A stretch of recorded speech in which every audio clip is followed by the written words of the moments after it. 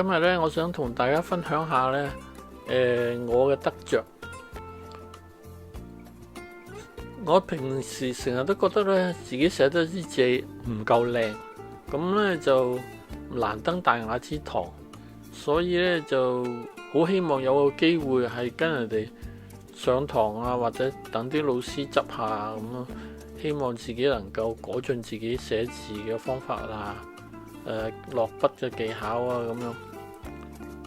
時時咧就係因為人哋班或者係開咗啊，或者報名嘅已經額滿啊，咁或者係我又出咗去旅遊啊，變咗咧就個時間唔啱。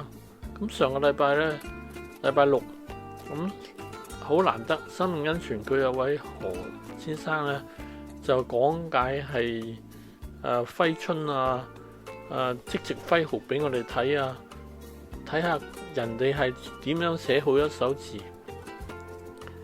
咁同埋佢咧就將佢自己寫咗嘅作品咧擺喺個台面嗰度，我哋可以拎翻去臨摹。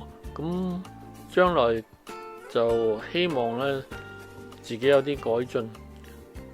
再其次咧就係星期日我哋望完彌撒係飲完茶咁啊去呢個孟場嗰度有個青年團體搞一啲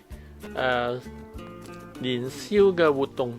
我一入去就即刻俾一兩個燈箱吸引咗。嗰兩個燈箱咧係擺啲燈可以着，同埋有啲好似幻燈片咁，有3張幻燈片，你自己去即係擺落去，你中意邊啲擺邊啲。另外一個咧就係油彩，佢個粉彩嚟嘅，係日本製造嘅個粉彩，但係我都係第一次去嘗試。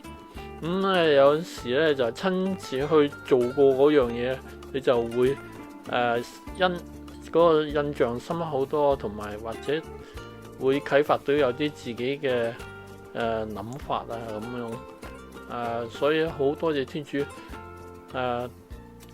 好多好新嘅嘢能夠去帶俾我哋日常生活裏邊咧去改善啊咁樣。多謝晒各位。